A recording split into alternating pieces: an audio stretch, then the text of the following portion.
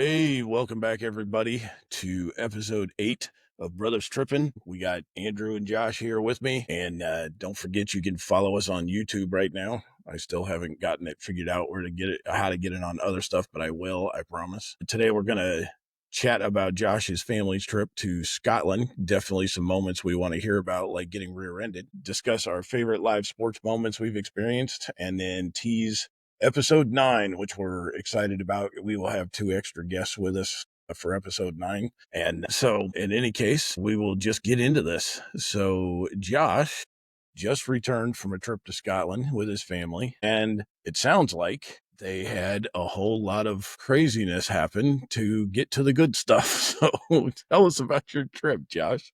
Was a time. It was actually, the place is beautiful. The place is incredible. But man, I swear we have like the worst luck or something when it comes to like international travel. So flying out of Albuquerque, our flight was delayed. So we missed the connector in Atlanta by like 5 minutes. And it's because they ended up moving that flight. It was the transatlantic flight up by 5 minutes. So like the app on our phone shows, oh, your flight time has changed and it moved up 5 minutes. Like, well, they knew we were on the flight in. And so I'm running ahead of everybody else because I was seated. This was maybe kind of a jerk move on my part, but I was like, look, family, if you guys want to go on an international trip, I am not sitting in those crappy seats for 9 hours. And I have to have something like a Comfort Plus at least, like one where I have a little bit more leg room because I just can't sleep and I'm miserable. Like international travel is absolutely miserable. And it's like a huge cost to pay in order to have this amazing experience once you're there. But getting there and getting home from it is just some of the worst experiences ever. Anyway, so I was like fronter of the plane. I was more towards the front of the plane. There we go. Okay, so you And didn't sit so with the family. You left the family in I back. I know, and I felt so guilty about it. I tried to get I'm just them. trying to clarify here or paint a picture. Yes, that's precisely what happened. I tried to tell them, I was like, look, we will just save up and I will buy everybody a Comfort Plus seat. And they're like, no, I'd rather just save that money and we're fine with those seats. Like I did this like 5 times before the trip Well, trying to yes, upgrade it's because just I gonna be felt so me. guilty. Just No, kidding. anyway, so it I'm was, kidding. so I rushed off the plane and Atlanta is huge. Mm-hmm. And so I get That's on the little massive. train and And Josh is frozen. There we what? go. I cruised over to the international terminal and I ran the whole freaking way with my luggage and everything to get to the gate. Doors closed. Lady's sitting there on a chair staring at her phone because the gate's closed and she's got nothing to do. And I was like, what the F is going on here? And, oh, dude, I was so freaking mad. And then they're all trying to run behind me, trying to catch up once they got off the plane. So it's just crazy balls hot in Atlanta and humid, and we have to stay the night in Atlanta. And so I was like, oh, dude, like I swear it just happens every time. So Did they comp you once, guys anything? well, they gave us like a, I had to call and tell them I was like, look, you guys got to do something because we were on time. We did our part. Like you guys moved the Yeah, flight up. right. And so the one guy on the customer service was like, well, all I can do is give you each a $200 flight credit. And I was like, ugh. Like all it does is reinforce to me that like one, airline industry and two, car rental companies face no accountability whatsoever. I hate them all. Ugh, I was so ticked. So then we had to, like, they couldn't have taken our next flight if we wanted from Atlanta direct to Edinburgh until the next night. So we would have missed 3 days of our trip in Scotland. And so we were like, okay, well, just book us from Atlanta, like some other way to get there that would be earlier. And so we did that. That one also had a problem and was slightly delayed. But we ended up we were originally supposed to go from Albuquerque to Atlanta to Edinburgh. We ended up going from Albuquerque to Atlanta to Boston to Edinburgh. And once we got to Boston, I went and talked to the ticket counter and I was like, look, every single flight that we have tried to get on has been delayed and we have paid for things in Edinburgh that we now cannot do because of your delays, because you guys moved it up. And so, like, all they did was give us a free upgrade. The other three upgraded them to Comfort Plus, which, I mean, like, that's a pretty big upgrade. I mean, those are like pretty, Yeah, that's pretty significant. it's hundreds of dollars each ticket, but like, still, I was so freaking pissed. It's like, this happens every time we fly anywhere. Is there ever an on time flight anywhere anymore? Like, it just doesn't seem like that's the case. It's Drives me so nuts. wild to me, dude, that you guys travel and have so many issues. I've been wondering if you guys have started to, like, plan your travels and build in a day before you start doing stuff in the country where you're going, because Seriously. you need to give Buffer yourself day. time to get there, give yourself some buffer, because, like, so if you're planning a 7-day trip, you need to make it a 10-day trip and just plan it that Yeah. way, so that you don't miss out on stuff. I've It's never kind of seen true. anyone who struggles with it like you guys do, because I've been down to the Galapagos through Ecuador, no issues. Deb and I went to Germany, none, no problems whatsoever. Like, and Well, and I've traveled. la-dee-da I'm for just you. I'm just saying I've never I'm seen just anything kidding. like it. It's wild. Yeah, it sucks. I mean, some of it in the past was our fault. Like when we came home from Ireland, we just straight up missed the flight. And that was really stupid. Serious? Yeah, yeah.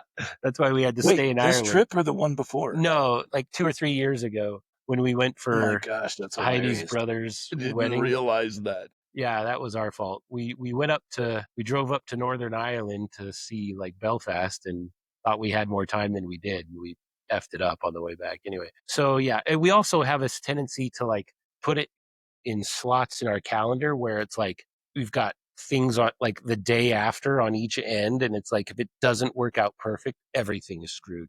Like the kids started school the next day, you know what I mean? And so They're all jet lagged anyway. getting home. They're Oh sleeping in yeah. class. They're like, Yeah.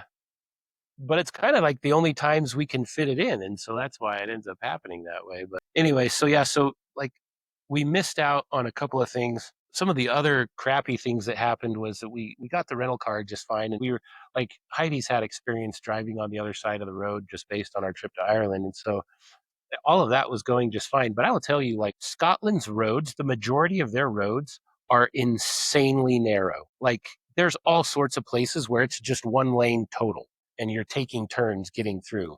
And it's a small country. Like I think its square mileage is like a quarter of New Mexico's, the entire country, I which believe that. That makes sense. it's tiny, but it takes 4 hours to get from end to end because the roads are so narrow and there's not much in the way of like an actual freeway.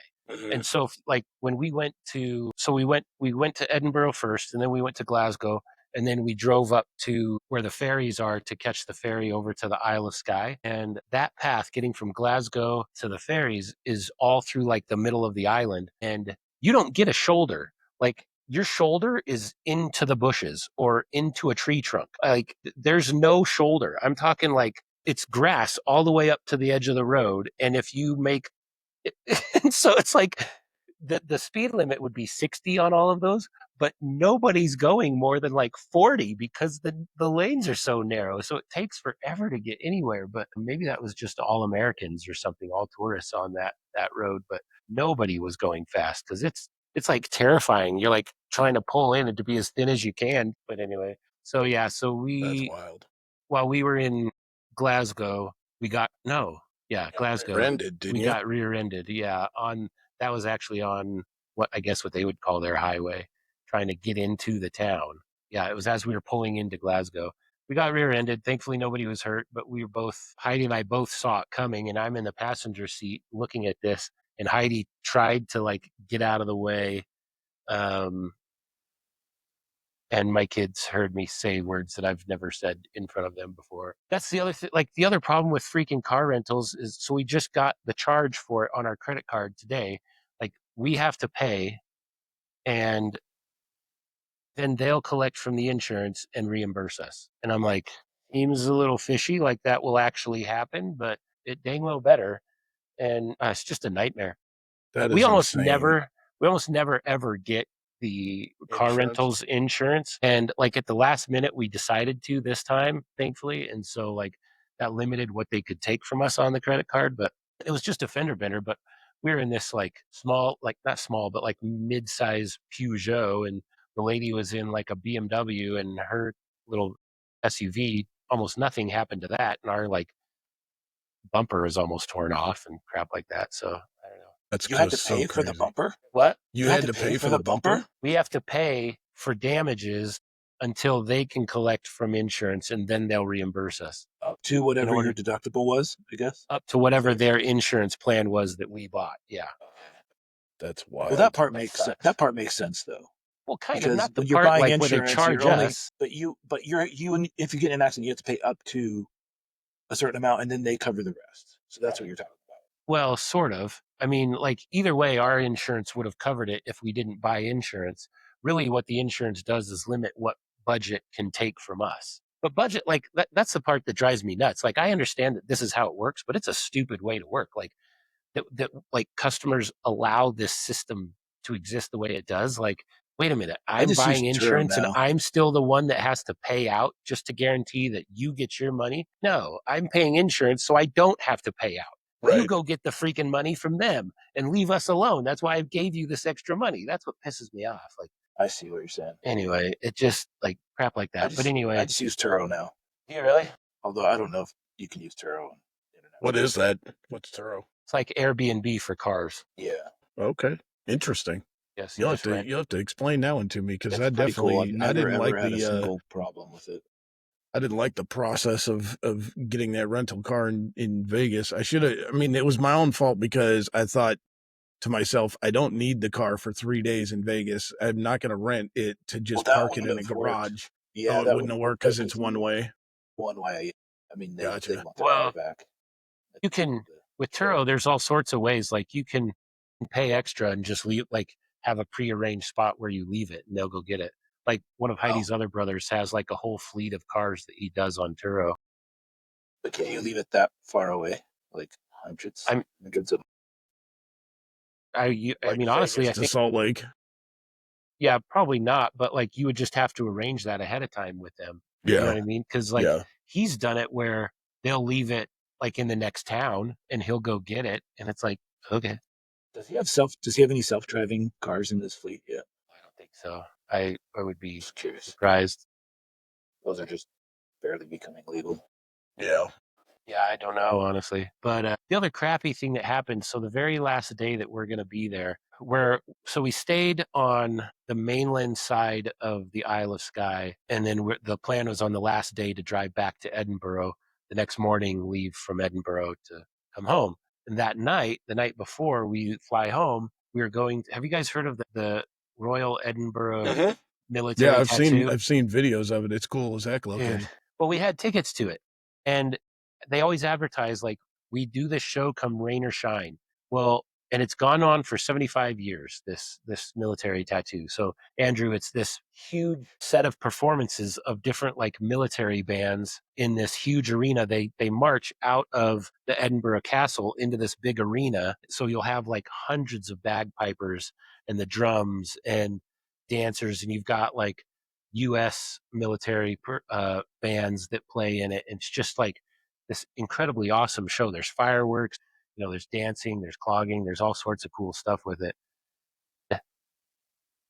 We woke up that morning on our like when we were supposed to head back to Edinburgh, and we get this weather watch that the whole island is facing this what they called storm Ferris or something like that. Some lady's name, I don't know. And it was projecting winds up to 85 miles an hour and just this like torrential downpour. And so, and like we could look out, we were right on the coast of, and we're looking at it and it's like the storm is already kind of starting to come. So we just quickly, we packed up and got out of there in like 10 minutes and we, so that we could try and stay ahead of the storm getting back to Edinburgh. On the way back to Edinburgh, they announced that they've canceled the show. First time, only time in 75 years, and the military tattoo gets canceled. You gotta be kidding. I'm not laughing at your pain, man. That's unreal. And to top it all off, Heidi starts displaying her COVID symptoms the night before we fly home. And so, like, the only thing that we have brought home as a souvenir from Scotland is freaking COVID. Dude, and we're all still dealing with it. Unreal. Well, it was lucky that they let her, like, they didn't know, so she was able to fly home, right? Well, we didn't know at that point either. Like, we hadn't tested or anything, but she tested with like the next day when she got home. But Did she wear a mask on the plane? oh, none of us had anything. So you got the whole plane sick. Yeah, well, Everybody on that flight is now COVID blaming 2.0 starting Heidi now. Deifel. that's what they get. Ground zero. Ground That's zero. Patient zero, I should say. Patient it's 2.0. their fault for screwing us over so many times on that trip. Yeah, screw them. Honestly, yeah. Screw Storm Screw Ferris. all those other Americans coming back home. They deserved it in one way or another. Let's be honest. Well, we It's didn't brutal. know. We didn't know at the time that it was COVID. Dude, nobody wears masks on the plane anymore. No. Anyway, but Only time, I honestly, mean, I always carry one with me now because I refuse to wear the tampon looking things. So, like, if I'm ever somewhere in my life where just the, the blue ones, the paper blue ones, I hate those. Like, they look terrible. And I'm like, they're uncomfortable. So, like, I refuse to wear one of those. So, I just keep a mask with me wherever I go just in case. like a cloth mask, Like one of my old ones that I had that I've cleaned it and it just, they're totally useless. yeah, of course they are. But, they were useless then. I just want something to put on Yeah. my face that I'm okay wearing rather than somebody else handing me something that I don't want to wear. Gotcha. Does that make sense? Like, I Yeah, don't, like, that's the only reason I keep one with me is yeah, I don't want to be told what to put on my face. So, like in terms of the actual thing. And I don't want to yeah. get in an argument with people either. So I'm like, I'll just keep something with me. And so whenever I haven't had to use it and I would definitely not unless I was forced to. Yeah. Yeah. So other than all that, Josh, what was the highlight of the trip? Right. Scotland is one of the most beautiful places I've ever been. I mean, I thought like there are places there that it's different than like Germany or Switzerland in what we saw, but dude, just like it's incredible. I mean, have you guys seen the movie Skyfall, James Bond? That's not a great analogy then. So there's this part where it's showing him driving up to, part of it was filmed in some of the areas that we visited. That's why I bring this up. Dude, just craziest, most beautiful, lush mountains. Like there's so much water everywhere that like we were walking on trails that were like almost bouncy because there's so much water underneath. Like the water table is so high and water is just pouring out of these mountains to create just these amazing waterfalls. And that like there's this one area in this area called Glencoe where it has what they call the fairy pools, and they're supposed to be like some like I don't know some legend about if you lay in the pools or whatever. And it's just this set of like stepwise waterfalls that just keep going forever, and it's so beautiful. And like the Isle of Skye was just incredible. If you ever look up something as a rock formation called the Old Man of Storr, Storr, just incredible. And this hike that takes you up to this hike, it climbs like 1,000 feet within like a mile. And so you're, it's like 900 and something feet, but you're like walking almost straight up to get to this incredible setting. And you turn around and you look out, and there's the ocean and all these other islands that are scattered throughout. I mean, it just, like the whole place is just steeped in so much tradition. You can see we went through Edinburgh Castle, which is the biggest castle in the world, and you can see all of the history and so many beautiful cathedrals and castles. Like it's just incredible, and it was the coolest place. Was People were so friendly. was the accent awesome? Like the Scottish accent's always been one of my favorites. Yeah, it can be harder to understand. Like it's a little bit harder to understand than Irish, and but yeah, like and honestly there's a lot of diversity there as far as whether they're English accents or Irish or whatever. And so uh but yeah, I mean the people were so friendly too. Like they're just really nice, and they're happy to help you out on anything. And the one thing that Emma was really bummed about, she's got this huge crush on Tom Holland. Tom Holland is over in Glasgow right now. He was there, I think, the last day when we headed to Edinburgh. If we had headed to Glasgow, we could have watched them start the filming of Spider-Man. And Really? yeah, all these, like if you go on Instagram and stuff, you can find all sorts of people who are like standing by and watching and filming him, while he's strapped to the top of a tank, and there's all these explosions as they go down the road and crap like that. Wow. She's pretty ticked that we didn't take a detour and go back to Glasgow. You probably would have been willing to miss your flight and a few days of school for that, huh?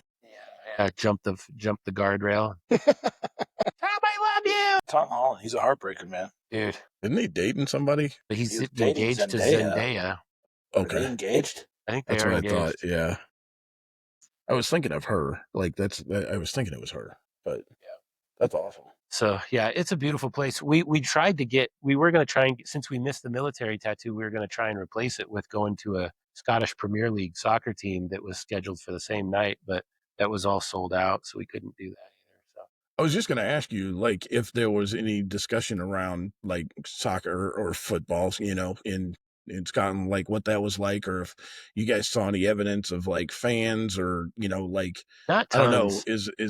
is it a lot more subdued in terms of sports talk up there, kind of thing? Like, Well, honestly, I think like I saw just driving around more stadiums and facilities. Like as you're following maps on your phone and stuff, you'll see landmarks off to the side. I saw more for rugby than I did for football. well, that's interesting. So yeah, it's big. That's big there. I mean, I think that the fans for those teams are for the Scottish Premier League are pretty rabid as well, but like it's just not the same caliber. Any of those guys who are good enough, they leave and go to the Yeah, English Premier Leagues or other international leagues. So right. yeah, Yeah. but I mean, I think it's still probably a ton of fun. No, I bet. And it But I probably didn't would. I see mean, like, yeah. you Sorry, I said didn't the mean to game cut was you off. sold out. I mean, it clearly has to be at least somewhat popular. I mean, even Yeah, if it's a small stadium, yeah, but yeah, and that I is a think it bummer was you a missed sim. that tattoo thing, though. Not to go back to that, but that is a bummer because that, like with the videos I've seen of it, it looks amazing. Well, and at the end of Did the you guys show, plan it for the last day for like on purpose? no, it was just based on how the timing worked out of where we would be and I gotcha. when it was starting. So I don't think it had started the first few days we were there, something like Gotcha. that. But yeah, so yeah, we just need to not plan stuff with such tight windows all the time. But it's hard because when you go on these trips, you're like, well, I'm probably never going to be able to go back here. If we ever Right. do want to take another trip somewhere, we want to see someplace new. And so it's like you got like whatever 7 or 8 days to try and cram in as much as you possibly can. And I know sometimes that plan works great, and sometimes it just backfires and it makes things kind of harder. Right. No, I get it.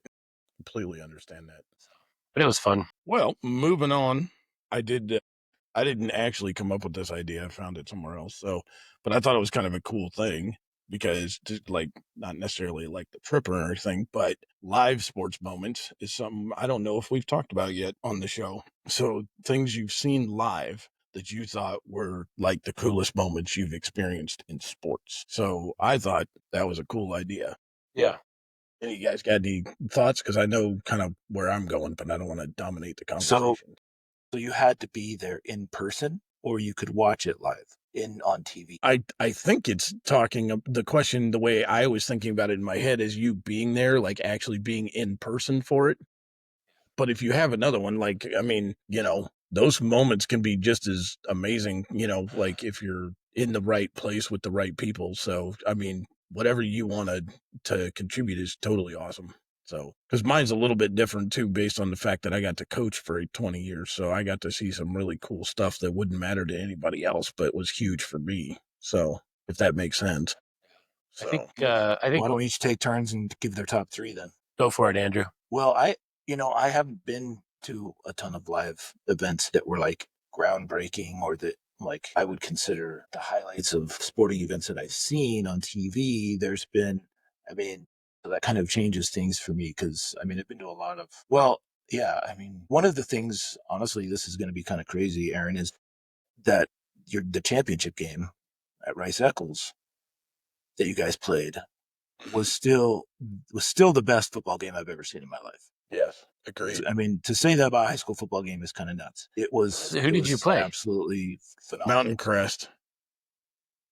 And what was the from final from score? Logan. It was Like we 30. beat them by Oh, it was wait, this was 38. Highland. Yeah, it was Highland. Yeah, It was 38-37 in double overtime, double and we overtime. stopped the 2-point conversion attempt. Or no, it was 37-36. That's what it was. And because we stopped the 2-point conversion that they went for in double overtime had they got it, they would have beat us, and we stopped it and won 37-36. And that actually is my number one. But anyway, so Well, that's probably the best football game I've literally ever seen in person, which is kind of crazy. But, as far as just like actual events, watching them live and having greatest impact would be uh,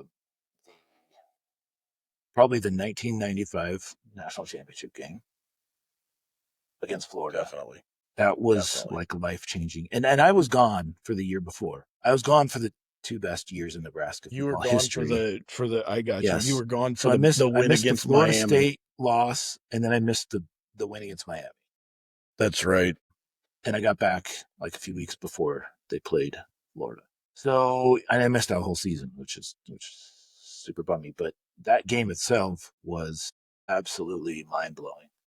Yeah, it was crazy. And I've had, some awesome experiences at Husker games and some other events. But the other one that came to mind was when the Utah Jazz beat the Houston Rockets to go into the NBA Finals. It was Stockton hitting a three over Charles Barkley. Yep.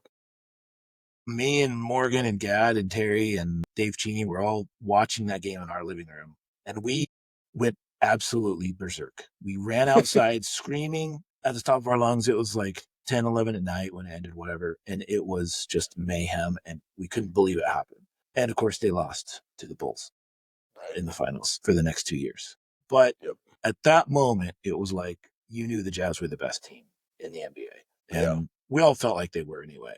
Yes. We could beat Jordan and, whatever, game 6. But so I don't know. I think those were right up there. The Cubs winning the World Series obviously was massive, but I didn't follow them like the whole year. So, I only started following them kind of late into the fall. So Right. that probably meant a little bit more to you guys than it did to me, but it was still an awesome moment. Yeah. Yeah.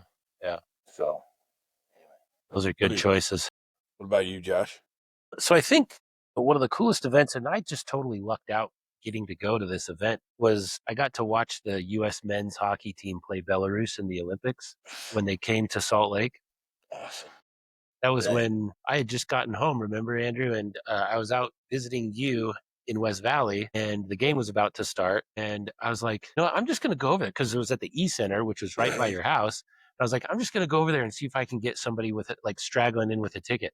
And I was so broke. I had like $60 to my name or something, some terrible piddly amount.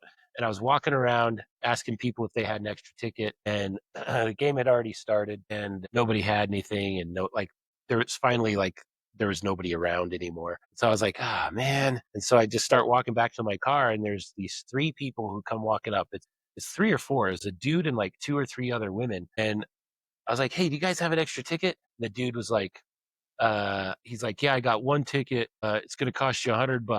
And I was like, dude, come on, man. I got $60. It's all I got. Like, it's all I have to my name. And he was like, fine. And he let me have the ticket.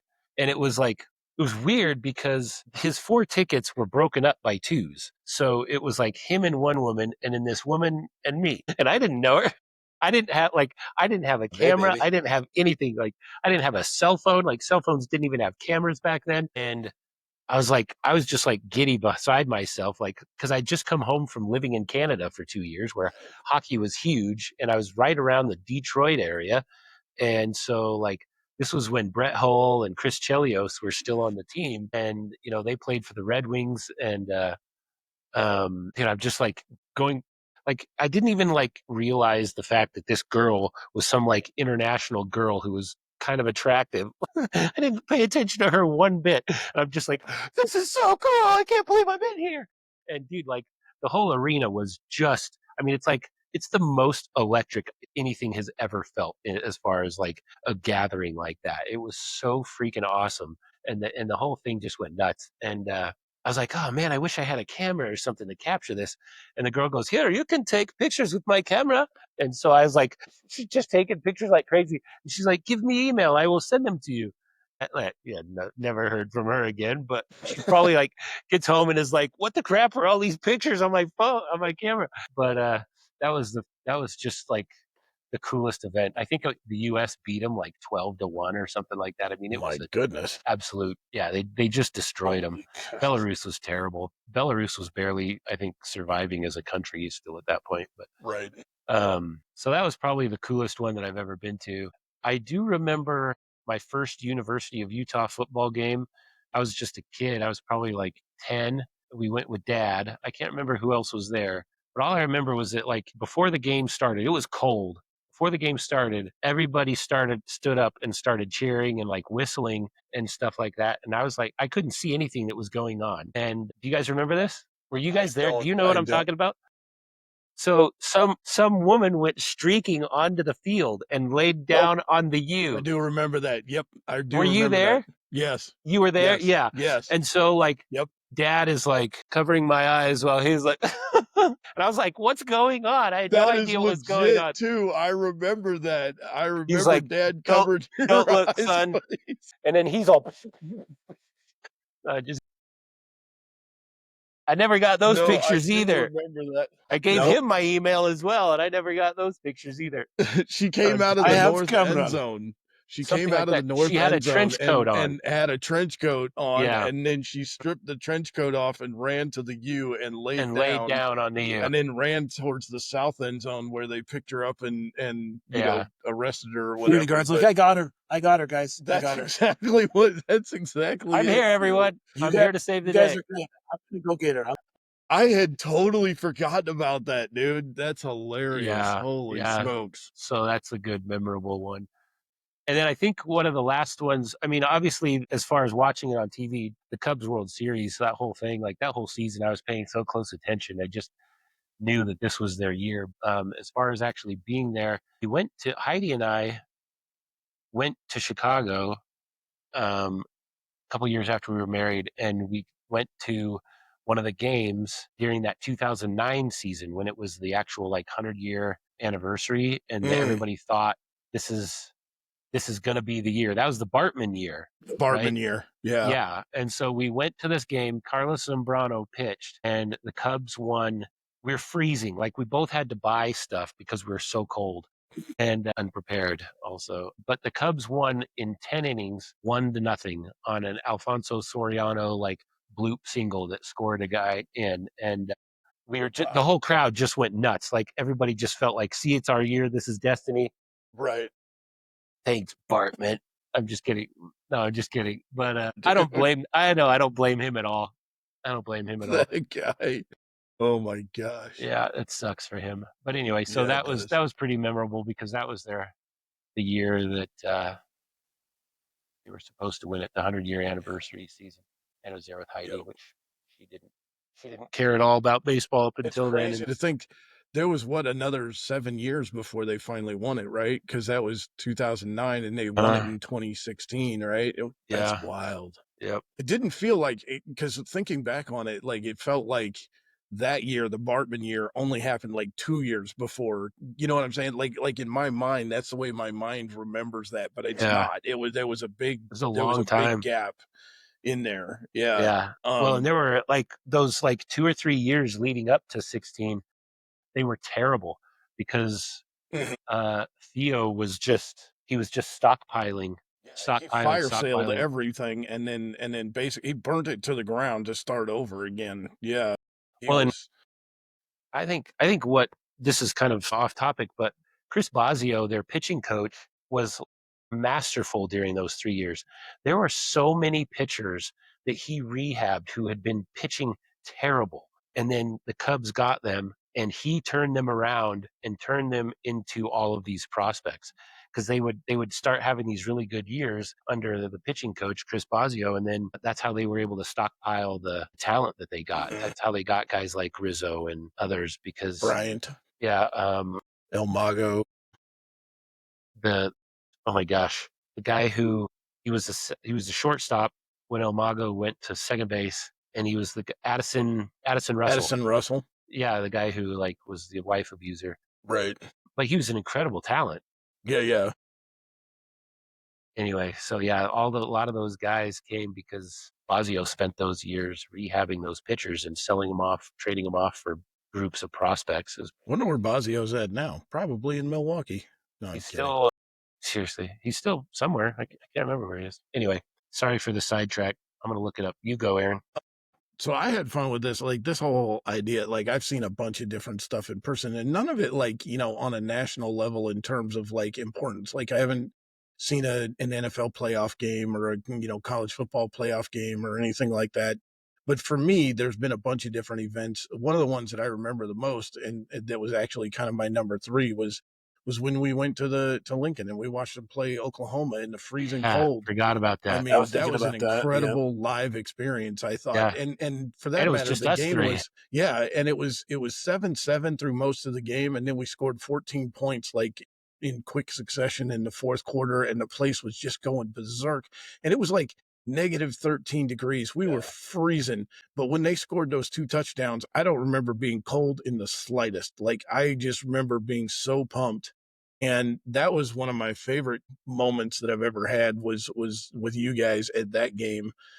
And then I mean, I've been fortunate enough to see a lot of games in person now and have a lot of fun with them. I mean, last year when Jaden Daniels like sort of announced to the league, "Hey, I'm a stud," he was in Cincinnati and he torched the Bengals all night. He didn't have a single incomplete pass. You You serious? know, yeah, he just he torched them. Like their defense had nothing, and it was crazy. It was a back and forth game between Burrow and him. They were torching each other, and it just was the Commanders were just slightly better at the end of the day, and they won that game. So that was fun to be at. I've seen in DC, I saw, it was back when they were still the Redskins, but I saw, Kurt go head to head against the Packers and Aaron Rodgers in their prime on a Monday night football game. That was pretty cool. I've been to some solid hockey games. Like just going to a hockey game in Vegas is an incredible experience. Like it's different. And I've been to a couple of different NHL games. Like the Kraken up in Seattle are amazing to watch, but like Vegas, it's just different. It hits different and it's awesome. So I've been to a Why bunch is of that? NHL games. Just the way they do pregame and everything, and the arena is just incredible. Like I love the arena in Seattle too, but it's different. And the one in Vegas is like you're right there on top, and it's just it's Vegas. It's like everything you think about Vegas in terms of being excessive, it's excessive at the game. So it's really entertaining. Yeah, And it's I just mean, it's interesting. admittedly, I went like I think my first time was either the year that they were created, I think was my first time. So it was like that was right after that shooting in Vegas. Their season started like a couple of days after that shooting. And so a couple of months later, I mean, it was still just huge. And that team, like, as an expansion team, you're not supposed to be that good. And they were one of the best teams in the league all year. They didn't win it until year 5 or 6, but they were in it. So that was awesome. But honestly, two of the most Andrew already kind of hit on my number one, but my number two was also a high school game, and it was us at Highland. We were playing in a playoff game. It was the second round. We were playing Corner Canyon, who is the school in the state and has been for the last 10 years. It was the year before or after Jackson Dart was the quarterback there. Um, and we were down 17 points with 3 minutes left in the game. And we came back, we scored a touchdown, we got the onside kick, drove down, scored the touchdown, got the onside kick again, and went down, scored, and then tied the game with a field goal to go into overtime. And then we ended up like we each got a field goal in overtime, and then we won it in double overtime. And it was Jeez. amazing. You The guys game was recovered it two was onside kicks in a row and scored yeah, touchdowns on both. Dude, the yeah. odds of that happening, I it's know. got to be less than like 1%. Yeah, it's insane. And for us to get them both. And it wasn't even like it was close. It wasn't like we got a ref's call at the bottom of the pile because we ripped it away from somebody else. Like like it just bounced into our arms and nobody was even there. It was wild. And so that game was incredible, and I think we won 43-40 if I remember correctly. I'd have to look it up, but the newspaper even gave it a nickname, like the game had a name, like the Miracle on 17th Street or something, because it's on Highlands Stadium's on 1700 East, and so like it Was that was a it was playoff game or was that a yeah, championship it game was or a what? playoff game. It was a second round playoff game, and they had dominated us most of the game. Like honestly, they had been way better than us. They were up, like I said, 17 with 3 minutes left, my coach buddy, who ended up passing away a couple years later, he was hilarious because after the first overtime, we kicked a field goal, or I guess it was it was the second overtime. We had gone up, so we were ahead,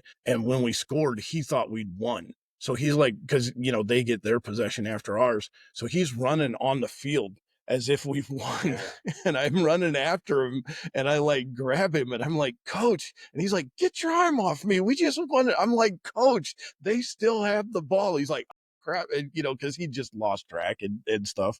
And it was hilarious. Man, His interaction with me, it was so funny. But again, that was, I mean, that's just in person, and that was just, me and however, like 1,000 people maybe, they got to see that. And then of course the state championship game against Mountain Crest, we'd lost to them in the first game of the year up in Logan. We actually had barely made the playoffs that year. We were 6-4. We had lost 4 games, and we got the seed that we got because the region champ they had only lost 1 game, and that was Bountiful. And then the 3 teams after that had tied. So there were 3 teams tied for second in region with 2 losses, and we'd all round robined each other and stuff. And so the only reason that we had the number, or got the number 2 seed out of that, was because we had been the only team to beat Bountiful. They'd only had 1 loss in the region. It was to us. And so we got that 2 seed, and that ended up translating. We had we stomped the that's crap messed out up. of the first team. What's that? It's just funny that that's the way it was. You had 2 more losses than all of the second place teams, and you got the 2 seed. Am I Well, no, understanding they that right? they didn't. Yes, I mean, because it was by region record. So the other 2 games that we'd lost outside of those 2 games in the region We're were not. non-region games, Gotcha, gotcha, gotcha. and so Okay. we got Right, right. the Okay. the 2 seed. That makes sense. Because we'd lost to Mountain Crest in the first game, and then we lost to Hunter in the second game, who was not in our region, and then we Gotcha. lost to Woods Cross, and then one of those 2 other teams. It was, I can't remember who. I think it might have been Olympus or Skyline, one of the 2. But we beat East, and we beat or not Brighton, Bountiful. So we got the number 2 seed. And in the third round, third round, we had to go down to St. George and play Pineview. And we were down 14 points in that game and came back and won in the fourth quarter. And it was funny because in that game, I was I was always up in the booth during these games because I was talking to our defensive coordinator and giving him info and stuff. And at one point in that game, when we were down 14 in the fourth quarter, beginning of the fourth quarter, I was mumbling something and totally forgot that, he could hear me, and everything. I'm just sitting there mumbling to myself. This guy's a real And he's douche. a guy that's, pretty much, I mean, he called me out because like I was sitting there mumbling about, the drive home or something, and not, and just hating the fact that we were losing this game, and it was ticking me off. And it was just a total moment of pure like selfishness on my part to be sitting there thinking like that and everything. And he ripped me a new one over the headphones. He's like, hey, knock it off. We've got this. We're going to win this game. And I was just like, and I didn't have anything to say. Like after that, like I gave him what he needed, but outside of that, I didn't say a thing. And then when we won the game, I was like, I'm going to be over here. Like I was so ashamed of myself that I like was putting stuff on the bus and like stuff, and I wasn't even celebrating with the team because I felt ashamed about how I'd felt. So then we get to the state championship game the next week, and everybody, like, we were not expected to win that game. Nobody thought we were gonna. Their quarterback had been a 4-year starter, all this other kind of stuff. And we ended up battling with them. We were tied at 24, I believe, at the end of regulation. They scored. Yeah, that's how it went. So they scored to start overtime. And then we were down to 4th and 10 and threw a touchdown on 4th and 10 from the 25 to Nate Orchard, who went on to play, of course, for the U and then in the NFL and stuff. He was triple covered in the corner of the end zone, and Fish, our quarterback, just threw it up to him. And, they weren't going to cover him. So we ended up getting it, but then we missed the extra point because they had missed theirs. And we thought, oh, this is it. We're going to, and then we miss it. So then at the start of the second overtime, we scored, we got our extra point, and then they drive down, and they had scored twice in the game on the same play from about the same place as they were on the field, like about well, where where you put the 2 point conversion. They had scored from like the 3 and the 5, I think, on this exact play. Well, they called timeout, and our D coordinator we'd had 3 D linemen in because we were playing kind of an odd front, and he had a feeling that with their timeout they were going to try that play again because we were light up front. So during that thing, he calls in another D lineman, and we switch up our defense, and they didn't, adjust to that switch. And when they didn't, they tried to run that exact play, and our middle linebacker ran the gap and hit the kid so hard that his mouthpiece popped out. You can see it, like on the TV replay. You can see this kid's mouthpiece just come popping out. And then as soon as he hit him, Nate was hitting him as well. They were down. We won 37-36. It was insane. And I'm like sitting there up in the booth, and I give the coaches with me, I give them a high five, and I turn around and gather up my stuff, and I turn around and they're gone. They left all of their stuff sitting up in the booth and took off to go to the field. And I was like, I don't know if I'm supposed to, like, so I gathered up all their crap along with my crap, and I'm running with like an armful of like this, with just everything, headphones, clipboards, you name it. And I get onto the elevator, and people are congratulating me, and I'm like, thanks, and everything, and I'm trying to get down to the field so I could celebrate. But by the time I got down there, like, it had settled in from the pandemonium to the, like, handshaking and hugging and all that kind of stuff. So I missed the pandemonium part of celebrating on the field, and I was like, exactly. So I was a little bummed by that, but I still, it was still awesome. I mean, that was the most incredible football game I've ever been involved with on a personal level, on, like any kind of, like, really caring kind of level. Like, that was it. And What then year was that? that was 2010. We won the state championship. And the only last thing I will add is, and this may sound dumb, but that year the Cubs won the World Series. Obviously, did not, wasn't there or anything like that. But I was alone in my office in the basement at the house working on helmets when they got that final out, and I cried. I'm not gonna lie, I cried a little bit for Grandma, because I was sitting there thinking about how Grandma had been, like, I wouldn't even be watching the game if it wasn't for her, you know? Yeah. Like, I wouldn't have even cared. And yet there it was. And I was just like, damn, I wish she could have been here to see it, And I know she's seen it, I know she watched it, but it's like, I think it just would have been different for her, to be able to see it in her lifetime. It would have. So I did kind of, it still Dude, makes me tear up, obviously, but yeah. like, just thinking about that and thinking about how much, I mean, her love of that team, it wasn't even just, it feels like, to me anyway, and maybe again, I'm goofy or something, but it feels to me like it was more than just sports with her. You know what I mean? I don't know if that's true. I don't, but it just always felt so important. Like, it was just a part of her, being a Cubs fan was part of Grandma, and so I really, really wish she would have been able to see that.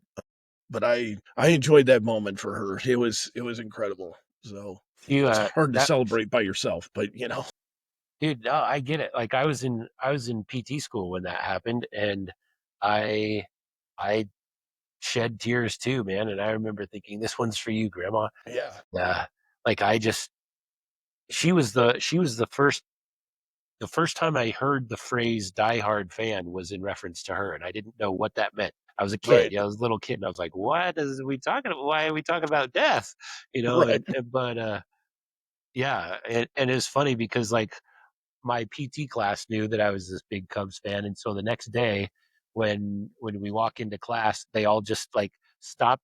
I was a few minutes late to the lecture, and everybody just started clapping for me because they were just so happy that they had won, and it had been so many years. And the teacher's like, "What's going on?"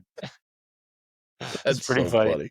That's Yeah, it funny. was pretty I awesome. actually all of my guys at Highland, all the players, because we, it was football. It was in the night. The next day was practice. Just like normal, and I never wore anything but Highland stuff to practice ever.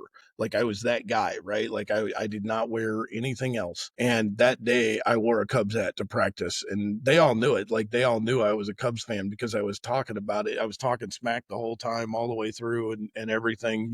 And so they all knew it. So of course, when I showed up with a Cubs hat on, I was getting plenty of grief and stuff like that. So it was awesome though. So, Makes but me yeah, wonder how Grandma must have felt when you wanted to go to White Sox games when you were little to see I Carlton know, right? Fisk and then Frank Thomas, and was like, all right. Well, the funny thing is that like it was. I look back now, and I definitely was interested in wanting to watch the White Sox and everything. But with the White Sox, I truly feel like, and maybe I'm wrong. You guys can call me out if you feel differently, but like We will. I truly felt like my connection with the White Sox was through players, not through the team. You know what I mean? Not through like it being the White Sox, like because Carlton Fisk was the guy. Like that was who I wanted to watch. That was who I wanted to see play because I loved. I know I don't remember ever objecting to watching Cubs games or anything. I always liked watching Cubs games. You know what I mean? For me, I didn't understand the whole like north side south side rivalry thing. Even that didn't even I didn't even understand that was a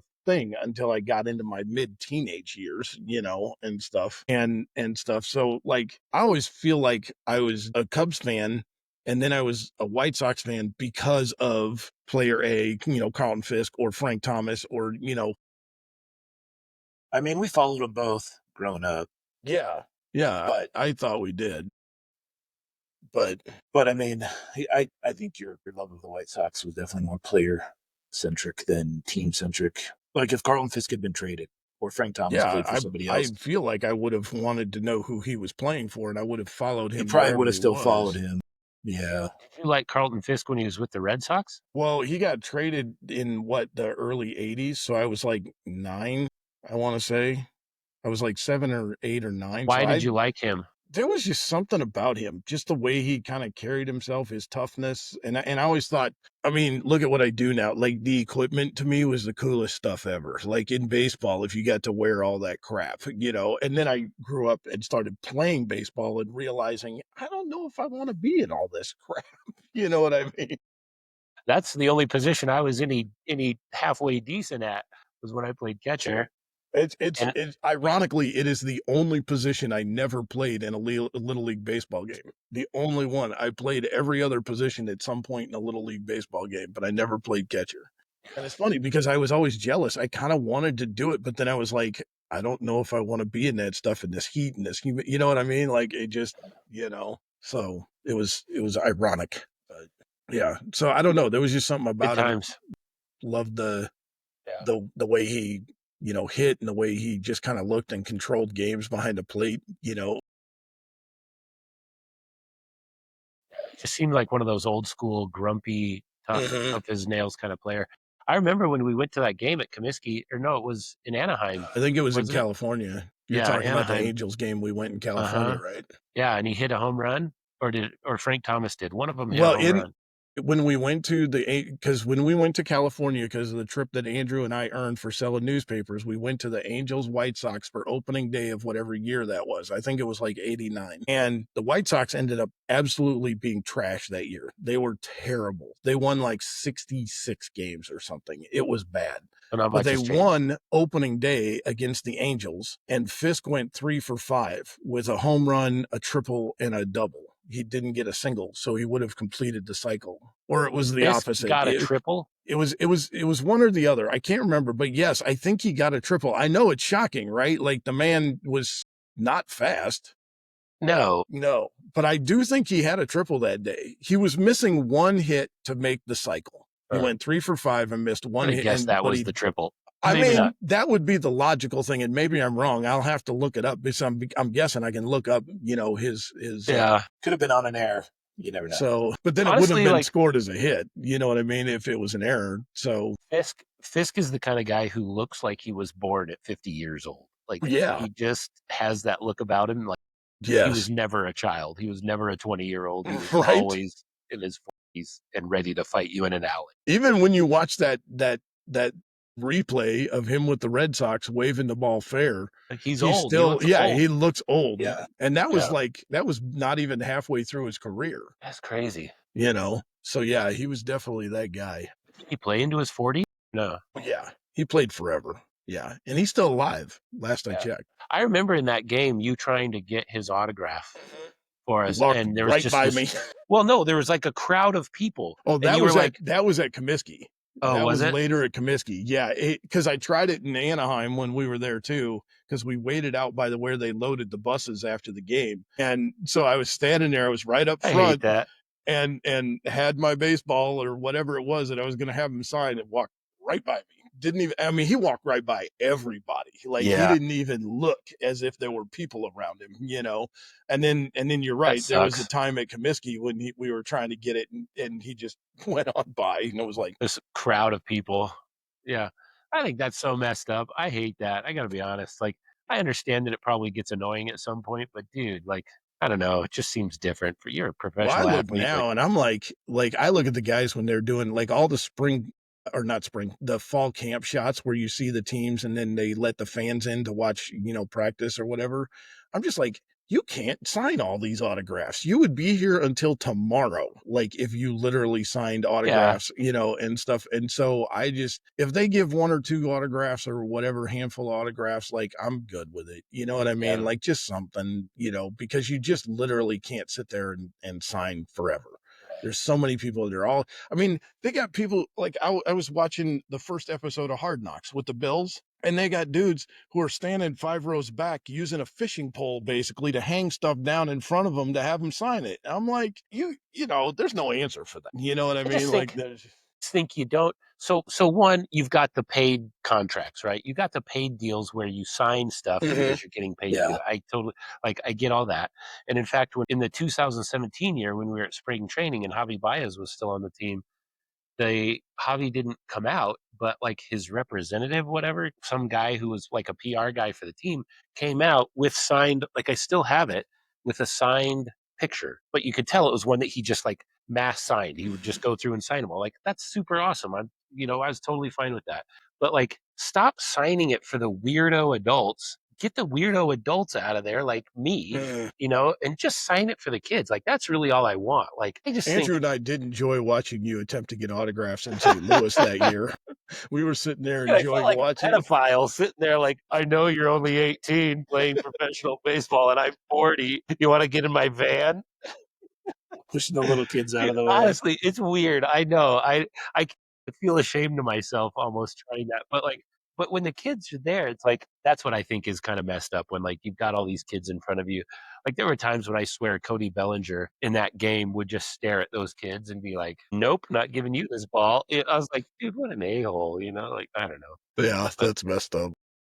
I don't know. So, but no, it's funny. But yeah, those are the two times that I've really in my life tried to get an autograph, and both of them are Carlton Fisk. And, the only other autographs I've ever gotten in my life were people that I knew personally. Like and they weren't like that famous. There was a guy who came to coach at the University of Puget Sound who was a lineman for Nebraska back in the 70s. And I got his autograph. Bob Newton, he played for Nebraska. He'd been an All-American at Nebraska, but he was so old. That dude almost had no clue what he was doing when he was coaching offensive linemen.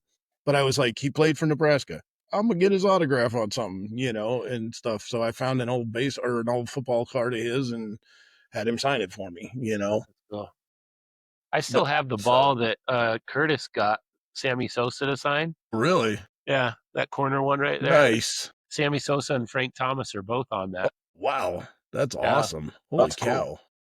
yeah, the Frank There'd Thomas be one. is there no way to like verify that or whatever? I don't think so. The Frank Thomas one we actually got at a baseball card show in Cottonwood, Okay. and the Sammy Sosa one would only be just based on the pictures you guys took of that Right. game. Right. So no, there's no way to authenticate it. But yep, Still think it'd be so cool if we could authenticate being at the shortest and longest Cubs games. Like that'd be so cool. be awesome. I They actually never think wrote that back might to be you. nothing. Or didn't Dang hear it. a peep. So I don't know if I if I emailed the right place even, Did you like send it to their PR place? Yeah, at least I thought I did. I think that's what I was sending, but then You should reach out to like some of the individual commentators like on Twitter or whatever, like Taylor McGregor or Jason Shambi during the game. really? Yeah, just tweet at them. Okay. I don't have Twitter, but send them Well, I something don't like have that. Twitter either. I mean, I do, but I don't ever, I deleted it off my phone. I just leave the account active so nobody else gets it for Helmet Nation. Well, I mean, I would just do it from yourself and just say, I don't have one for uh, myself. I just had I'm the saying Helmet like Nation. Yeah. So I open could one. create one, I guess. Yeah. Yeah, So interesting. Well, you now know, that something we're, like that. Reach out in a different way. yeah. Now that we're almost done with this episode, I guess I'll read this really quick. Today's episode is brought to you by Helmet Nation, your home for officially licensed NFL and NCAA collectible football helmets. From mini to full-size authentic Rydell Speedflex. Create custom helmets for youth leagues, high schools, small colleges, businesses, military, first responder units. Helmet Nation's better known and proud. We're committed to quality, authenticity, and customer service that goes the extra yard. Browse our full collection and custom options at helmetnation.com, where every team's nation becomes Helmet Nation. So just wanted Catchy. to Well uh, done. throw this out there for everybody who doesn't watch us that next week we're going to be doing an episode on fantasy football. Our like our family league / draft, whatever, will be the following week. And we're going to have the commissioner of our league, my son, Braden, and then his brother, my other son, Aaron, will also be on the show with us. And we're going to go ahead and kind of just get into fantasy football, the ins, the outs, why Braden feels certain way about certain things on as commissioner, like how he runs the league, because we are not like a PPR league and stuff. And so we'll get into all that kind of stuff. Just as a tease, any thoughts like just who are you guys kind of like thinking about as you like, because we all know our draft positions. I believe I'm 7th, if I'm not mistaken, and you guys are 4th and 5th, right? Yeah, I'm Yep. For for. your I'm draft I'm positions. what I'm curious about because I've never really thought about strategy too much on this. Like, do you guys have, and you don't have to tell me if you do, but I was actually Googling this a little bit, like, and I went through like while I was sick in bed yesterday, I went through like 4 different mock drafts, trying different trying to Good call. do you guys have an actual like approach that you take where you're like, okay, I'm gonna try for this guy, this kind of position first, this position second? You know what I mean? Like, what's your overall mindset when it comes to it? Or do you just take like Do you want who to you take think that is first, Andrew? Well, I've broken my own strategy every year for like the last 4 years because I get too excited to take, like, I don't oh want to yeah, miss out on this one specific player, but I don't really have that this year. You want to accumulate running backs and receivers because that's where all your points are and there's injuries, right? Like yeah. you need backup. Every once Is in a it while, is it's it like it's worth it receivers to typically go a score little high. more than running backs? Sorry. No, running backs have more points overall. Like the highest running backs have more points than the highest receivers, but there's way fewer really good running backs. Running backs. I think Yeah. the depth at receiver is better than running back, and that's just my opinion. I mean, I don't know. But you can find really good quarterbacks deep into the draft. Now there's no tight ends this year really that jump out at all, except maybe one, unless somebody's going Which to is come up who and to you? surprise. The Arizona kid and the Well, Detroit's tight well, end the and well the Raiders, Brock, Raiders. Brock. Yeah, that's the other one. I knew there was another one I was thinking. yeah, Laporta disappeared last year. Yeah, he People did. kind of don't know if he's going to come back the way he did in his rookie season or not. But you always end up getting like decent value on somebody that somebody pops up out of nowhere, right? At least one or two of them because the tight end position just feels really weak this year. But other than that, like that's my strategy. But like I said, I've always kind of jumped up and grabbed somebody that I didn't want to miss out on or tried to. And sometimes it's worked, sometimes it hasn't. So Yeah. but I yeah, I mean, think that's most people's strategy, right? Is what? What do you mean?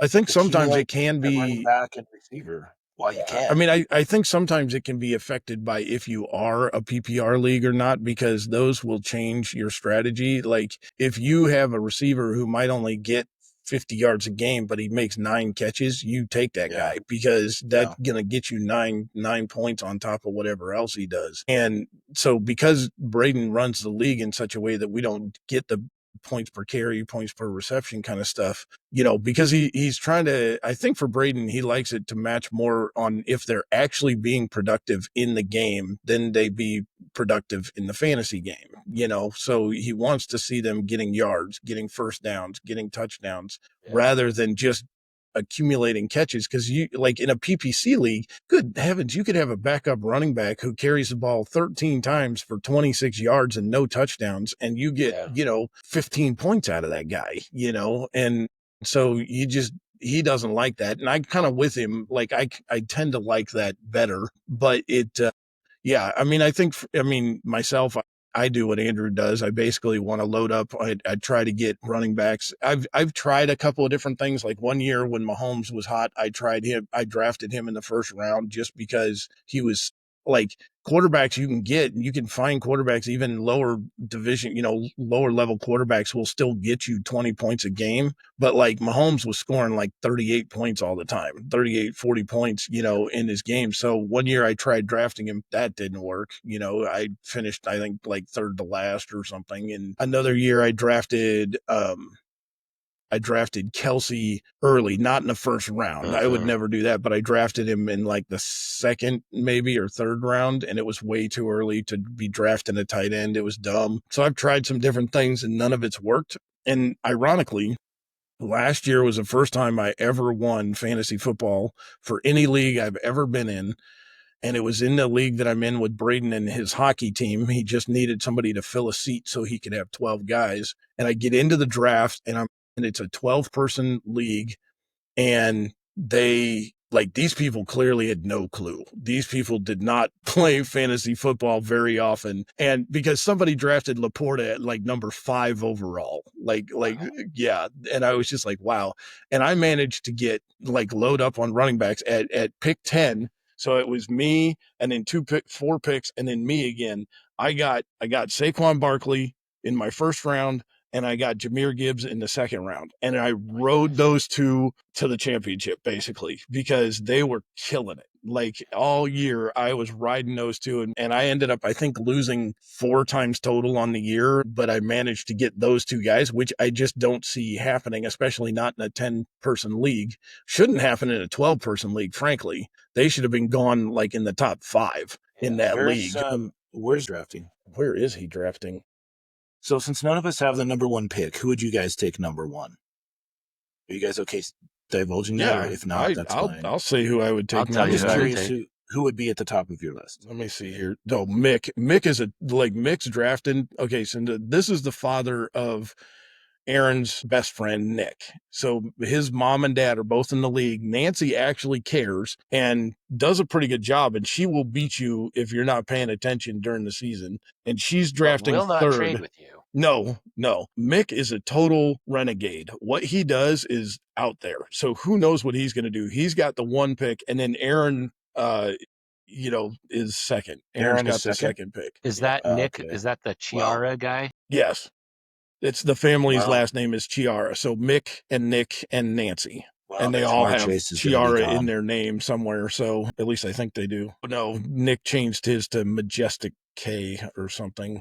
So who would you pick, Josh? I think I would take Saquon Barkley. Aaron, who would you take? The year he had last year. Yeah, my only concern with that, because I would tend to agree with you if I was taking number 1 picks, and the only reason I'm a little nervous about that this year with Saquon is because he got so many carries last year that fantasy football wise, the stats show that when you carry the load that he carried last year, you do not reach it again the next year. So that'll be interesting to watch. But I would still most likely take him. But the other option that I would take is Jamar Chase. And I already know for a fact from talking with him that Aaron will take him at 2 if Nick doesn't take him with 1. So Jamar Chase will be off the board by the second pick regardless. See, it's all those little details that are like number 1 pick would be is Jamar Chase. That's who you would take, Andrew? Yeah. Chase is just an absolute machine. Yeah, he is. I think he's the best player in the NFL.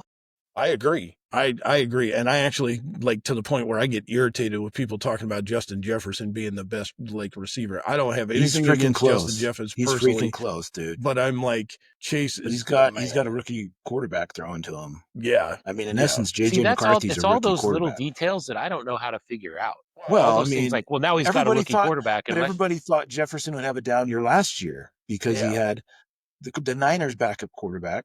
Well, I mean, what's his face? He's kind of been a potential. He's been a Who's now the darn it. starting quarterback in He's been a Seattle? backup quarterback his whole career, basically. And then he played lights out. So you just don't know. McCarthy could be great. right. I Well, don't and for know. that matter, it could work the opposite way where a lot of people might be concerned because he has a rookie quarterback, basically. But it could be that McCarthy ends up thinking of him as his blanket, his Go security to. blanket. So he throws to him every time. Like, he might feed Jefferson the ball so much that Jefferson's just, getting tons and tons of And he's catches. smaller So than Chase. He's a little more prone to injury, but yeah, that's been he's a the other thing crazy that good he's, athlete.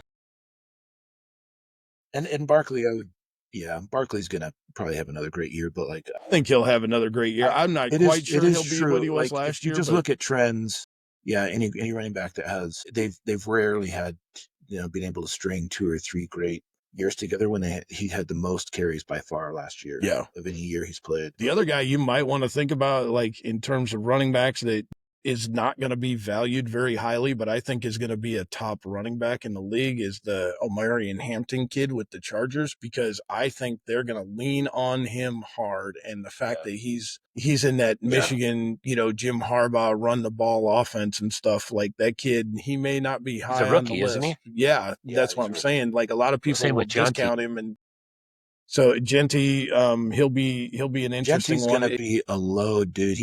They have nobody else in that backfield but him. No, but they And also have crappy nobody wide blocking receivers. for him. So the only issue Well, that you might have with Genty is how well he can get free if the you're right. Raiders' offensive line is terrible.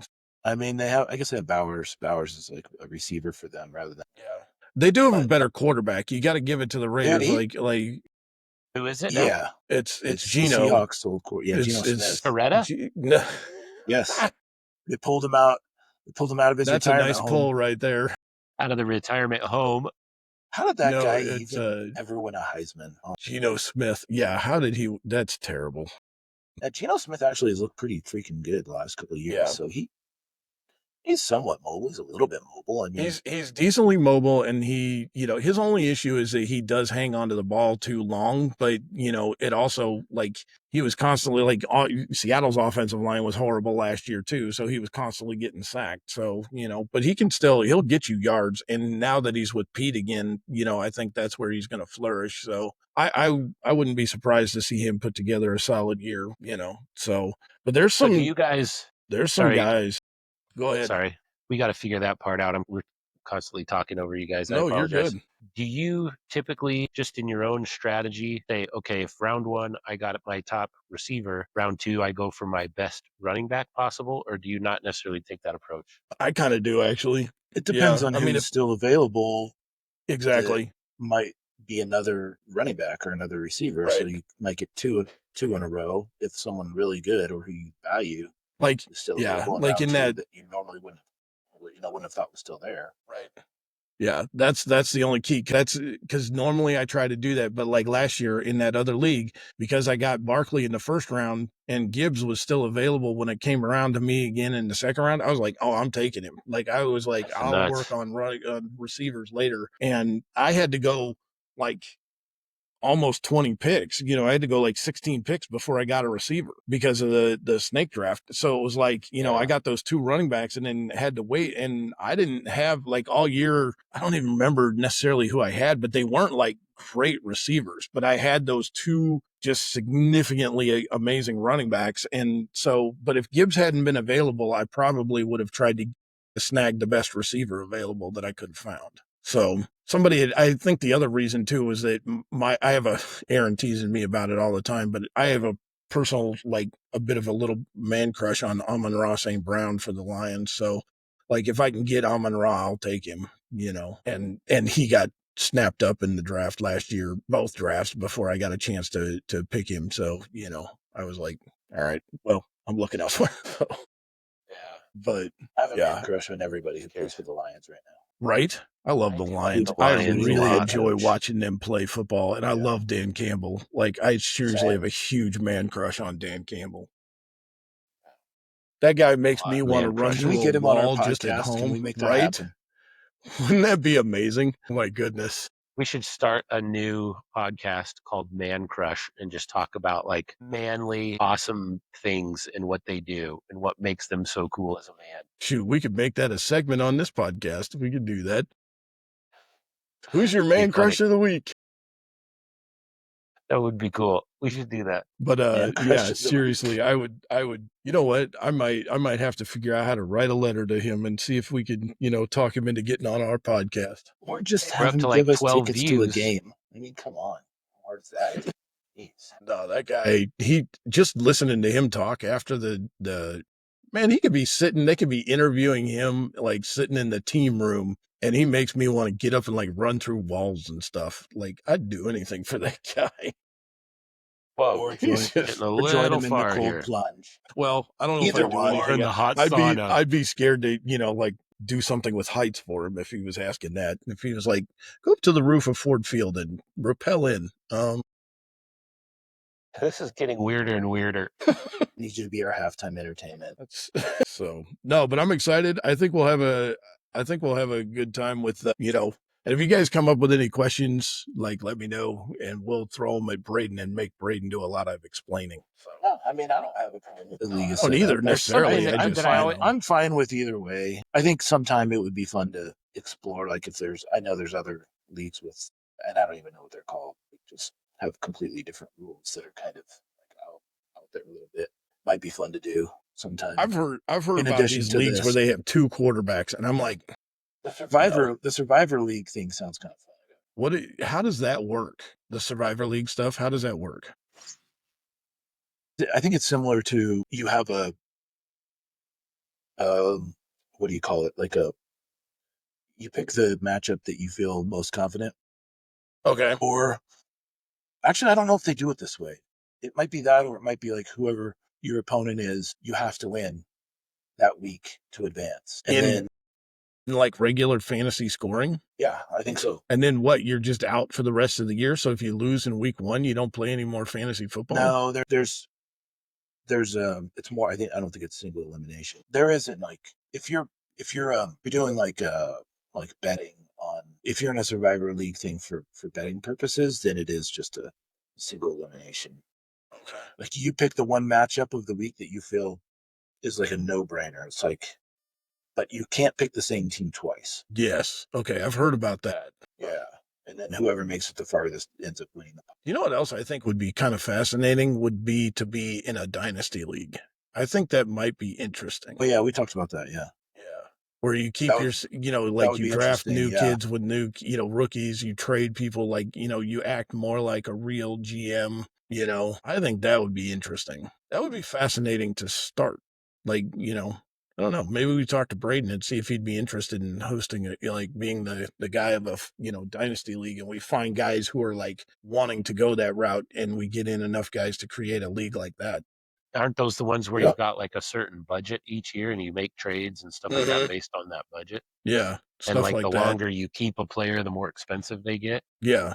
Like it's all sorts, it's run like you're sort of the GM of a real team and stuff. It'd be fascinating, I think. So I don't know. Sounds really involved. It does. Well, to some degree. I think it's not that. It's probably not as It's just, tons more. It just takes, that's where strategy really comes into play. Right. More than just regular. Yeah. I think it'd be fun. I don't know. Maybe we'll talk to him about it next week, see what he thinks. I mean, if it's not him, if you guys were interested, we could look into it. It'd be interesting. We'd have to find, maybe we could find 7 to 9 listeners who want to join in. We should just create a 3-team league with the 3 of us. We each have a roster of like 50 guys. Dude, that would honestly be kind of fun. Yeah, we'd have to like find at least one. We have to each be able to week. play, because like, Or no, they all play each other every week. Each position is just the 3 against each other for each position, and whoever's positions come up. I don't know. That'd be interesting. Yeah, that'd be kind of cool. Sounds dumb. Against it. I don't know. Don't hate it. So That's awesome. All right, gentlemen. Well, we will see you in 2 weeks for that fantasy football draft special. It'll be the week before our draft, and we will go through a whole bunch of all that kind of information, strategy, draft strategy, game strategy, all that kind of stuff. Is there a way, Aaron, to like somehow integrate so that we could live stream the draft I'm to going to look into show that. I show think we might on be this? able to, and then maybe, yeah. So yeah, I'm going to see if I can figure that out. 'Cause that would be I'm going sick. to see Like if I if you can. could somehow screencast like one of our computers or something into the Yeah, call yeah. so that people watching could watch our draft board. Yep. I think I'm going to try that, and I'm going to figure out how to do that because I think that would be awesome. That would be a lot of So fun. then we could also be on, here while we're doing the draft, and we could see how it goes, and we could have And talk to commentary each going other. and everything. Yeah. So Even anyway, if we can't, we should still just live stream it with us, even if we can't. for Or sure. and No, and I think Aaron and so. Braden if we can. Yeah. Yeah, yeah. I That'd be definitely a lot think of so. fun. But it'll be fun to do the special beforehand, and then we'll do a, an episode while we're doing the draft. That'll be awesome. So, That'd be cool. all right, gentlemen, we Cool. will see you in 2 weeks. Okay. Peace. See See you you guys. guys.